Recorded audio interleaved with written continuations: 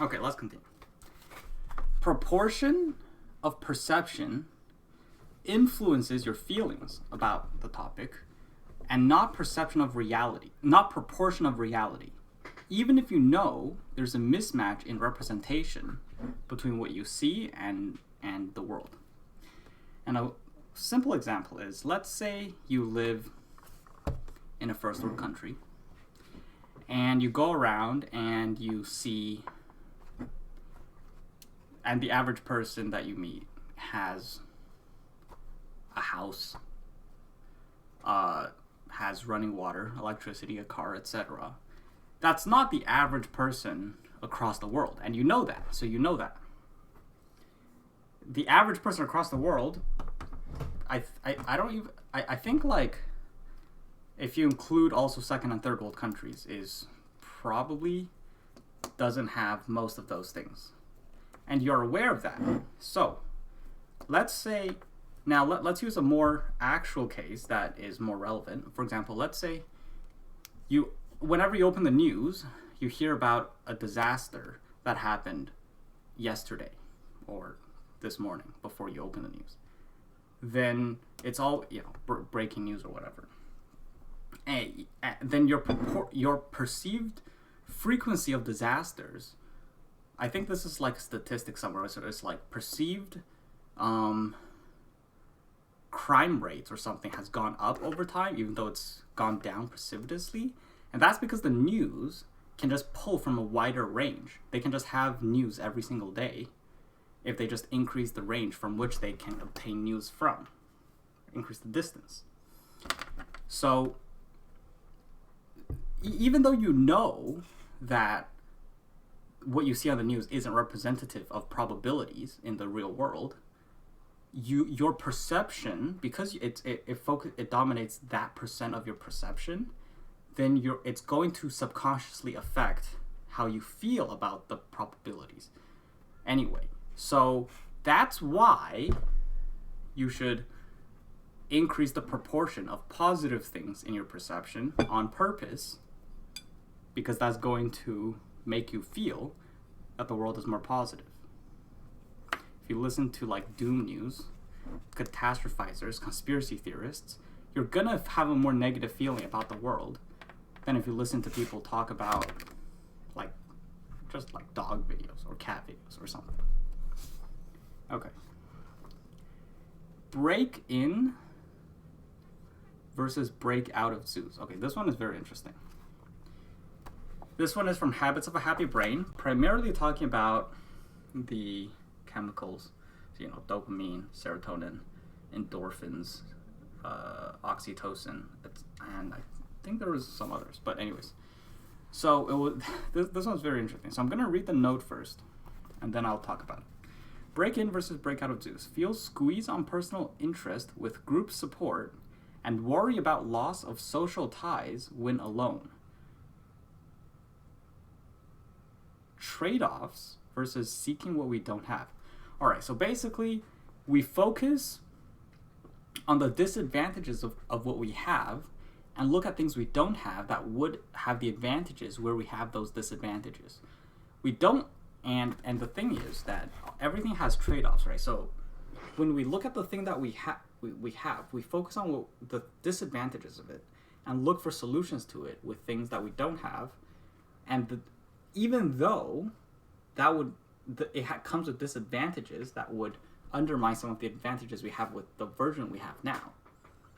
And the thing is that we don't see those disadvantages until we try something new.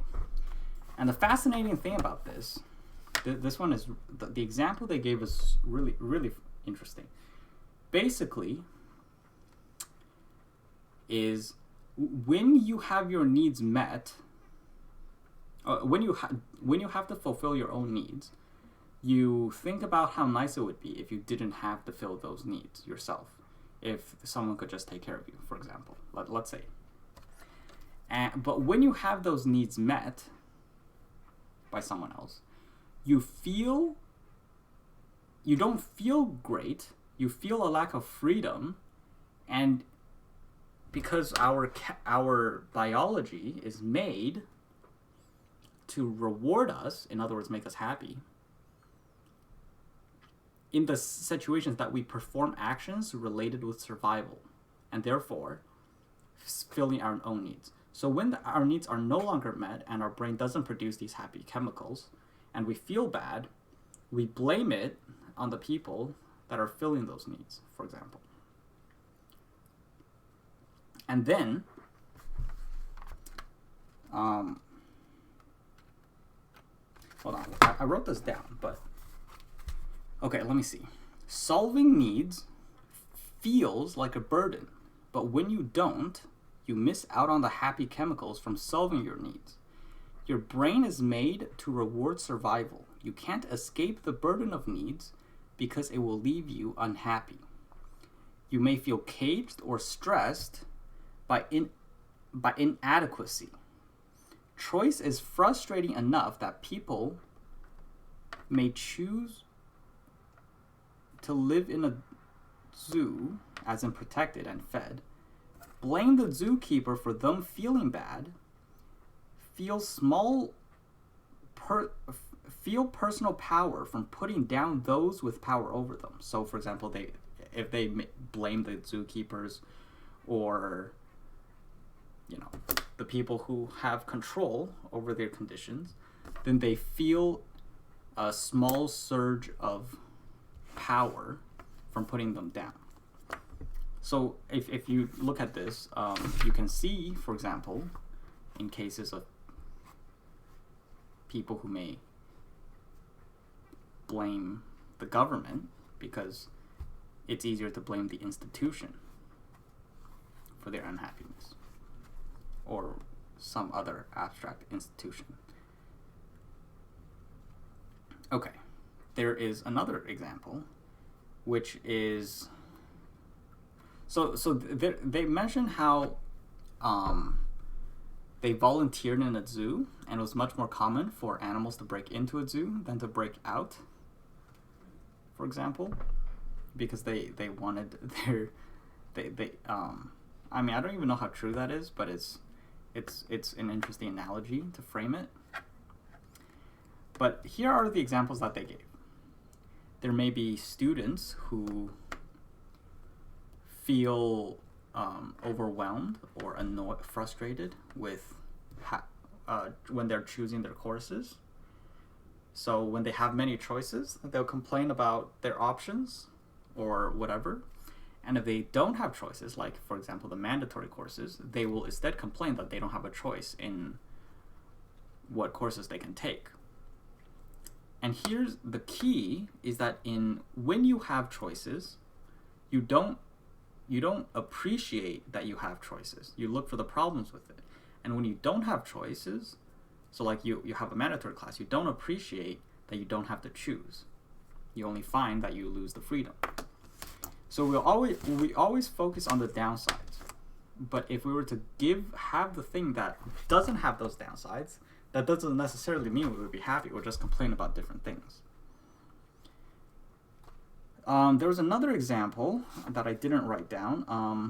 That one I didn't write down, but let me think. I can't remember.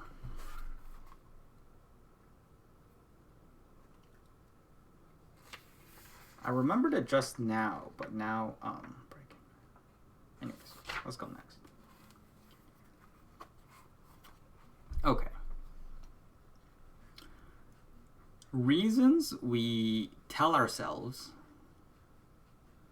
to justify not being happy. For example,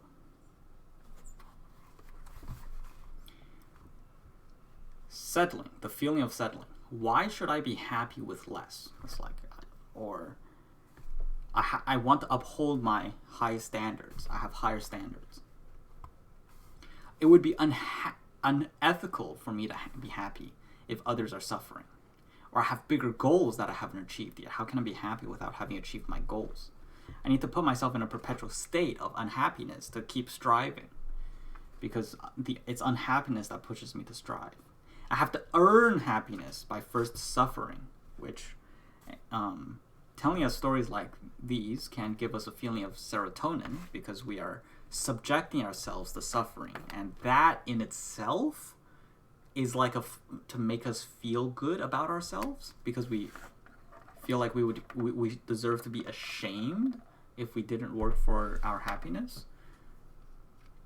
So it makes us feel more like, well, serotonin, by telling us that we should suffer. Or talk about the state of the world. The world isn't good enough, so I need to justify my unhappiness, because I can't be happy if the world isn't fixed yet.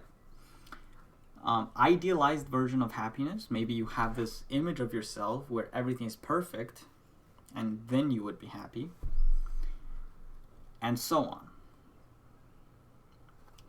So let's look at some of the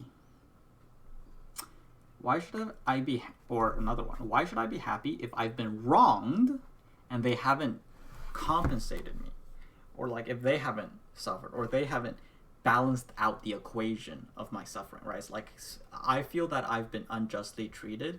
I've suffered unjustly, and the people who caused me to feel this way or suffer this way should first balance it out. Or else I won't actually ever, like, why should I be happy if they don't balance it out? Or like, I shouldn't have to do this. Like, maybe there's some things that you have to do to be happy, and you think you shouldn't have to do it because you deserve to be happy, or some others don't have to do it. For example, maybe you want to lose weight and you think you need to be at a certain, maybe you're overweight and you think you should be skinny to be happy, whereas you look at some other people who don't have to work hard to be at a certain weight. And by the way, if that's the case, you have something that other people have to work hard for, so it's not really bad. Like, people have different things. Are you saying that every single person that doesn't have something that you have for free doesn't deserve to be happy, is not allowed to ever be happy? Let the jerks off the hook. They should do the right thing. Yeah, so maybe if you have this impression that you're letting the people who've wronged you off the hook because they haven't equalized. Here's the thing. If you feel that you've been wronged, you will find evidence of it. And you will find company. Like the black pill, etc. The point is, you will find evidence if you look for it. Whether or not it's because the evidence makes your claim true, it's because it's the story you already tell yourself. So if you have a hypothesis, let's say you believe all monkeys are brown. Okay. Scientifically, the only way to disprove that statement would be to find a non-brown monkey. So you can't actually prove a statement like that to be true. But in the mind of most people, they aren't going for these kind of amorphous ideas with a scientific approach. These amorphous hypotheses. For them, it's when you have this just vague idea in your head, and you see one brown monkey, you go, my idea is true. My hypothesis is proven correct. If you see two brown monkeys, you go, okay, my evidence is irrefutable. You see a third brown monkey, and you go, okay, like, nobody could ever convince me otherwise. If you show me a red monkey, that's fake evidence. Like, that is photoshopped. All of my life experience has told me that all monkeys are brown. So it's like, when you have these hypotheses and you look for evidence to prove your hypotheses, you're going to find them proven correct, because that's what you're looking to believe. And if you want to believe something, you will find sufficient evidence to convince you of it, because it doesn't take much. And counter evidence won't convince you otherwise. So if you have a hypothesis that you want to prove, It's going to be proven for you, whether or not it's objectively true. And the best part is, when you believe it sufficiently, your belief, in fact, can make it true if it's a belief about yourself. I'll give you an example. Let's say you believe you procrastinate, okay? An assignment comes up, you procrastinate, you do it last minute. A test comes up, you study the night before. A project comes up, you do it on the last 2 days. Boom, evidence, you are a procrastinator. What's going to happen? You believe you're a procrastinator, which means you're going to continue procrastinating. It becomes self-perpetuating. And it proves itself true by virtue of you believing it. If you believed you have a tendency to procrastinate, but it could change, you can't actually prove that false.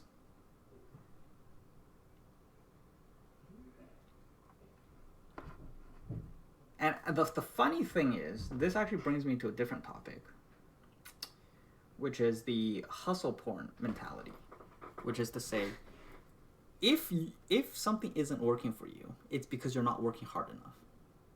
Just work harder, spend more time on it. And this is also self-perpetuating, because if you believe in this philosophy, then it means that as long as you fail, it's because you're not working hard enough. There is no metric for that you can measure to say, I am working hard enough. The reason I'm failing is not because I'm not working hard enough. It's because I'm lacking knowledge or a skill set or a certain aspect that I don't know about.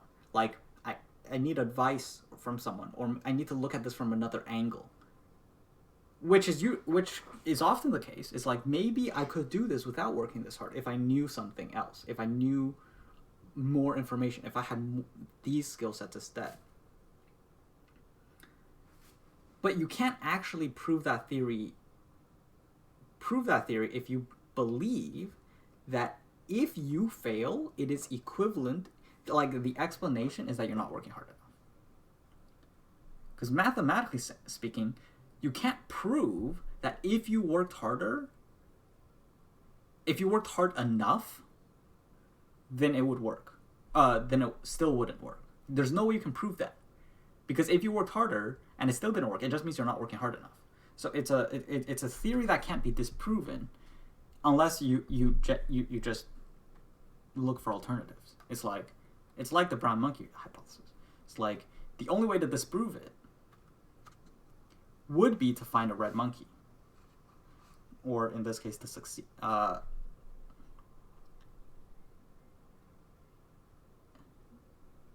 Wait, that doesn't quite make sense.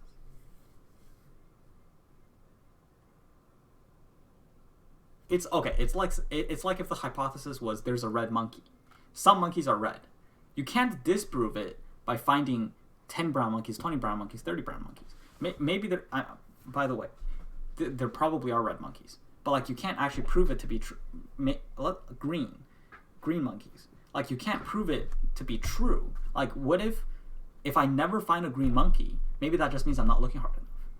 I have no way to prove that or disprove it, unless I find a green monkey and prove it true. So, anyways, that was the top. I got a bit off topic, but so sometimes you need to understand that if you have this kind of hypothesis that actually affect your life and you're basing your actions off of, that you're kind of chasing perpetually, maybe you have to go, what would it take? Is this hypothesis disprovable? And if it's not, then that just means that you're basically on a treadmill unless you reach the end somehow. It's like you don't have you can't tell the distance.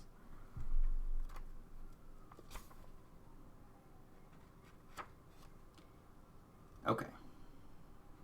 Anyways, the original note was, you will be able to find evidence of being wronged if you look. and will find company. And also you will find evidence of whatever you believe if you believe it enough.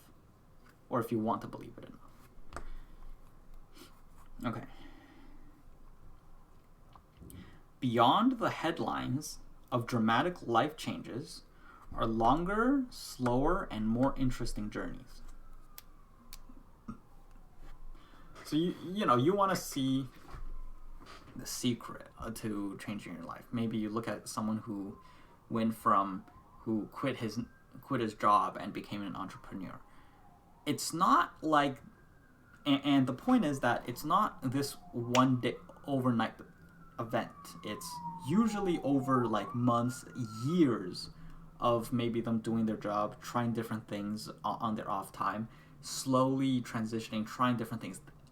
But over the years, while they're doing their job, they feel like they're not doing what it is that they should be doing. They feel empty. They don't feel connected to their job, and they're always looking for something new, for example. So, or maybe someone who succeeded on YouTube, but for 4 years before he was popular, he was making videos, and he kept trying new edits, etc. Like Mr. Beast. I think this is the story of Mr. Beast. And most YouTube creators actually that explode and suddenly become popular. Like if you look at their graph, their viewer graph, it looks like this. But at the bottom of their graph, that's almost invisible. You see like this flat line, but it's like a viewership, but it's not at zero. Like they were producing videos during this time, but just if you look at the area, it takes. Like, if you look at the x-axis, it takes up a long period of time. But if you look at the area of the graph, under the graph, which is views, the area is the views, it takes up like 0.0001% of the area. So nobody saw them do it. But it takes up the majority of the rate time. It takes up the majority of the time and the minority of the area of the graph. So the point, again, beyond the headlines of dramatic life changes are longer, slower, and more interesting journeys.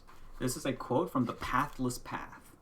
I didn't actually finish that book. I read like 200 pages of it. It wasn't an audiobook, so I had to actually sit down and stare at my phone to actually read it. And my checkout expired. Because most of the time I listen to it while doing I listen to audiobooks while doing other things, whether it's exercises, cooking, eating, sitting on the toilet in the morning, etc. So, sitting on the toilet while browsing, like my browser or something. But, anyways, so that's that quote. How far are we? 23 minutes. Okay, one last one. Your to-do list. Okay, so this guy was saying that he hates to-do lists because they're based on outputs and not inputs. So if to-do list is a number of things to get done, the problem is that you're not specifying, you're not actually prioritizing those things based on how much they mean to you and equivalently how much time of your day you deserve. Because in a day, you only have 24 hours, but like not really, like 8 hours to sleep probably. I'll add an extra hour before and after sleep, before you get up, before you fall asleep, brushing your teeth. I'll include that too. And then there's like an hour to 2 for exercise, add another one for eating, maybe cooking. And then like you basically, let's say you have 13 hours left in your day and you can only allocate those for different things. And if you allocate them based on the things you want to get done, then the tasks may take a variable amount of time. And the less important things, if they take longer, they're going to take more of your day. Which means you're not actually valuing the more important things in your life based on their value. You're valuing your tasks based on how much time they take. So for example, let's say you have to do these tasks and then like when you're done with everything else, then you spend time with your friends and family, for example, or whatever. But let's say you have this task which is just responding to random emails. Example. and you say, okay, but if I'm going to only allocate 30 minutes of it, or I can say I'm going to go through 100 emails, well, the 100 emails may take like 2 or 3 hours, and they may not be, most of them may not be that important, whereas you could be doing more important things if you just limit the amount of time. So anyways, his point is that this is why he prefers time-based activities and not output-based activities. You decide the input, and then you let the output be something separate. Decide your life based on what inputs you want to put. So for the other example is, my preferred way of reframing why this is important, because I think it makes a lot of sense to me. So the way I choose to frame it is, if you look at who you want to be, and I've mentioned this before, it's like you don't look at it as in you want to be a doctor. You look at it as you want to spend most of your time treating patients, and so one of the jobs you're considering is being a doctor. And then if you go, okay, but if I be a doctor, then maybe I'll have to deal with the, writing all of these hospital politics, then I'm going to look for a different avenue in a job where I can do more of the thing I want to be doing. So you're evaluating based on what you want to spend your time doing, and not the output, which is the title, and maybe the salary. Although salary does matter, but you get the point. So you choose based on input, the input you want to put in, and not the output that happens. Now, obviously, output is important, but if you choose entirely on the output, but it requires inputs, and you're going to hate the entire time doing the input, or it's not going to actually get other things that are more important, leave room for the more important things, then it's not going to work out, basically.